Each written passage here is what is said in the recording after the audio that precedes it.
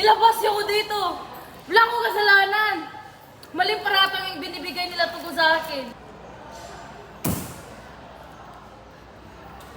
Ganda kayo. Papalabas ko talaga kung ano talaga nangyari.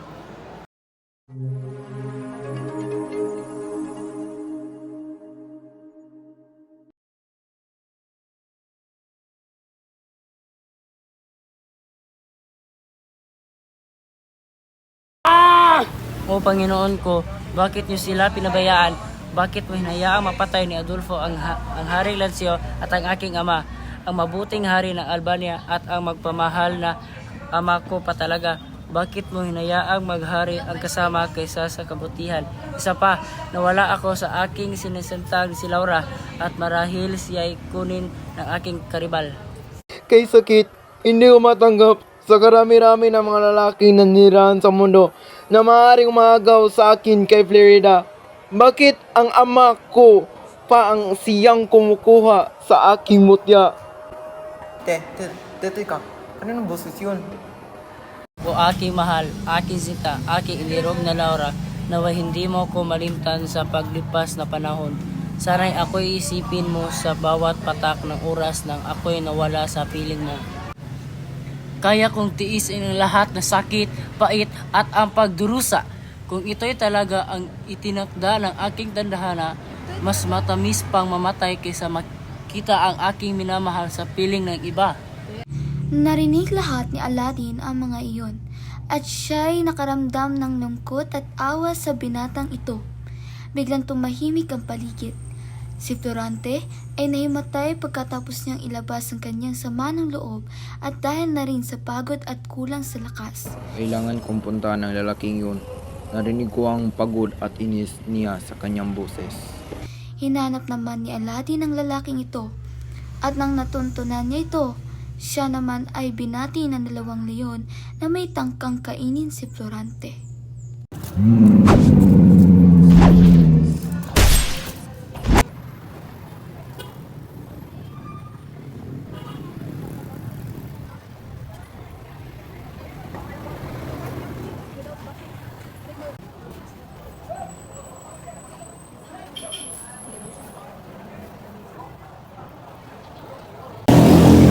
Diba mo? Bakit ginawa mo ko? Diba magkalaban tayo?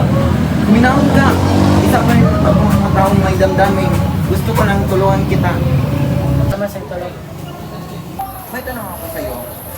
Paano ka ba napadpad sa kagubatan? Maaari mong mag-ibig ka. Ako si Florante, taga-Albania, matug sa kaalaman. Isinalaysay na ni Florante ang tungkol sa kanyang buhay. Kwento ng kanyang ina na si Prinsesa Floresca na nung siya ay sampol pa lamang ay muntikan siyang dakpin ng isang buwetre at mabuti na lamang napana ito kaagad ng pinsan ni Florante na si Manalo.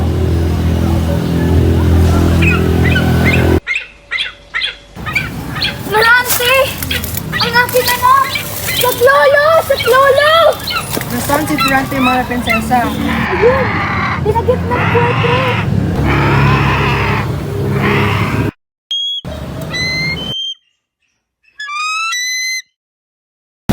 Mahal na prinsesa, narito na si Florante. Siya ay isang mahal na prinsesa. Dapat mo talaga para sa kung kayo nangyayari sa iyo. Maraming salamat, Ibalin. Ano ko talaga ako? Walang anuman. Pinapatawag mo ba ka na? Opo anak, sabihin sana ko sa iyo. Paaralin ka sana sa Atenas. Huwag kang mag-alala. Aalagaan siya ng mga guro. Kailangan niyang masanay at makuto. Magandang umaga sa inyo. Ang ating patagal ay may sasagawa sa sabula hango sa buhay ng Reyna ni Castro. Florante, papel ni Eteocles ang gagampanan mo. At ikaw naman, Adolfo, ay si Pulinese. At si Minando naman ang papapel kay Reyna Yugasta. Wala nang mula sa ako sa galing sa aking dalawa. Kung wala nag-aakit sa aking dugo. Florante, narating ang araw na kapatayan kita. Kinuha mo akong kapurihan na nakukuha mo. Florante, handa ka bukas. Kasi malapit ang ipagigante.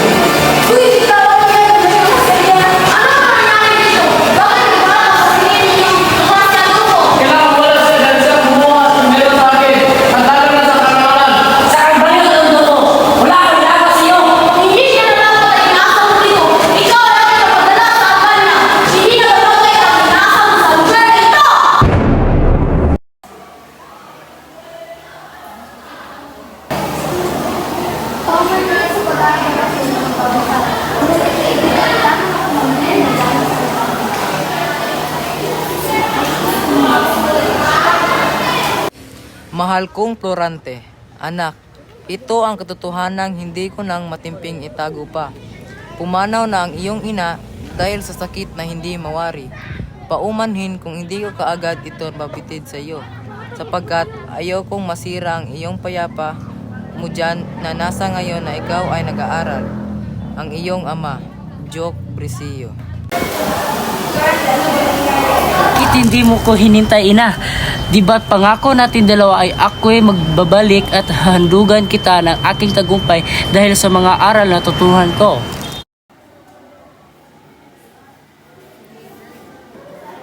Mahal kong guro, ako'y pinapauwi ng aking ama at nasa labas naghihintay sa sasakyan. Florante, magbalik mo sa amban niya. Walay kang mag-iingat. Alam mo naroon sa Adolfo at maaari pinakakingin. Salamat sa pag-alala. Maaari ka ba isama si Dinado sa pag-alala ko sa kanya? Maaari. Dahil kasama mo sa nagiling ligtas. Sila ay naglakbay patungong Albania pagkatapos nilang magpaalam sa guro nilang si Antenor. Nang sila'y makarating doon, dali-dali silang pumunta sa palasyo sapagkat kailangan ng kaharian ng Kotrona ang hukbo ng monarko para sa digmaan. Ikaw, Florante, ikaw ang magiging general sa aking hukbo.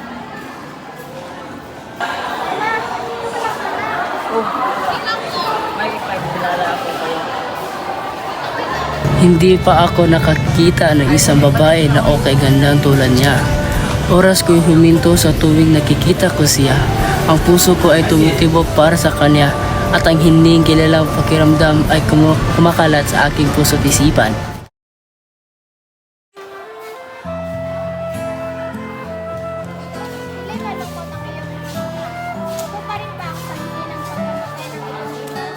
Hindi, Laura, hindi yun. Hindi ko paano sabihin ito sapagkat malalaki at ligahan. Laura, mahal kita.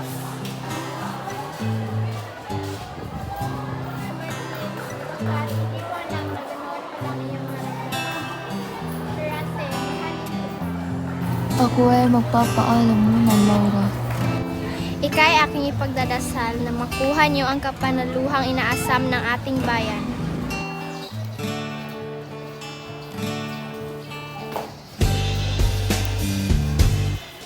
Ito na ang inaasam-asam na labanan ng mga Kristiyano at Moro. Sino kaya sa dalawang panig ay ang magwawagi?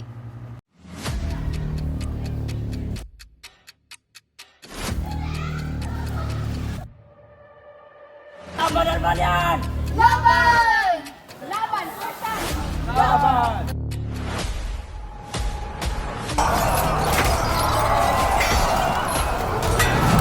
Generals balik! Generals balik!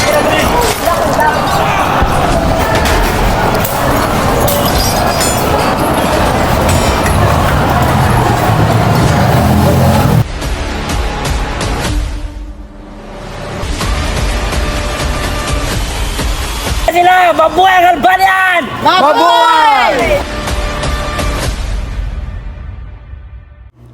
Nagtagumpay ang Albania sa labanan sa mga Persyanong mananakop. Nang matapos ang digmaang ito, umuwi si Florante upang makita niya muli si Laura. Ngunit si Emir ay may tangkang pagsamantalahan si Laura.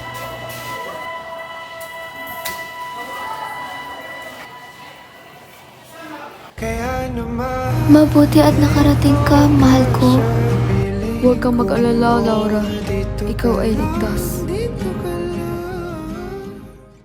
Nailigtas ni Florante si Laura galing sa isang Moro. Iniwan muna ni Florante sa palasyo si Laura habang siya at ang kanyang kawal ay nagkahiwalay para maganap kung may mga Morong mananakop pa. Pero bigla na lang siyang nasa pihitan. Oh, Florante, masarap ba matulog sa isang ginagawa? Sa taksil, Adolfo, pinatay mo aking ama at ang mahal na hari. Ngayon, aagawin mo sa akin si Laura?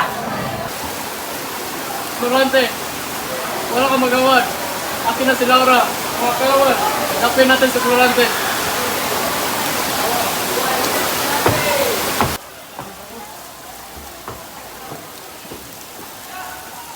Tawan niyo ko! Tawan niyo ko!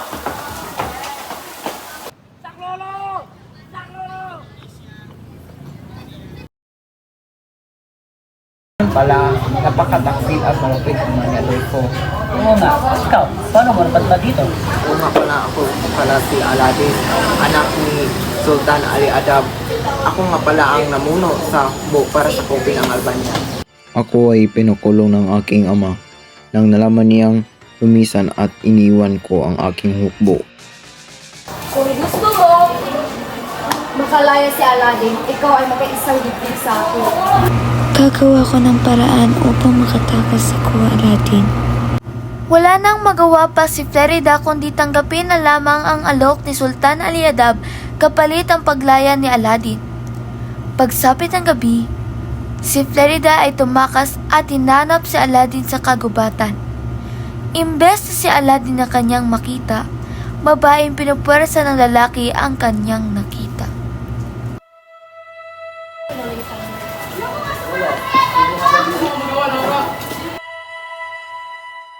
Teka, kanina mga boses iyon? Parang boses ni Florida yun. Tara, puntahin natin!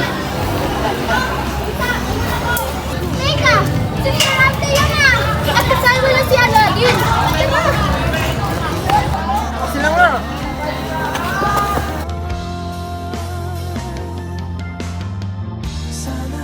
Sana lumahan ay mapagbigyan na at nang mapakinggan ang tibok ng puso kong sa'yo walang naramdaman ng tunay na kaligayahan.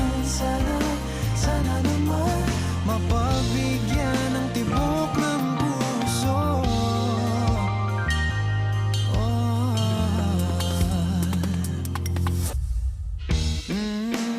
Ngunit biglang katahimikan, wala namang matandaan na nasabi baka sakaling ika'y aking nasaktan.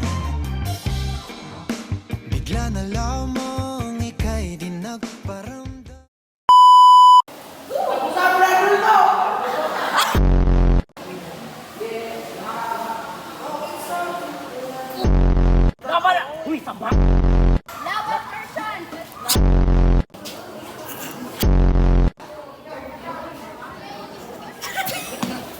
Hala, tarong! Ay, di ko na siya sa Di inyo. ko ha, naka.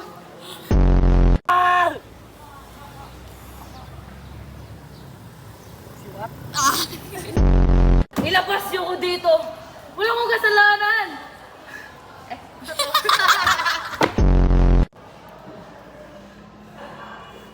Handa kayo. Oh! Ayos! Steve, pati na raw na be!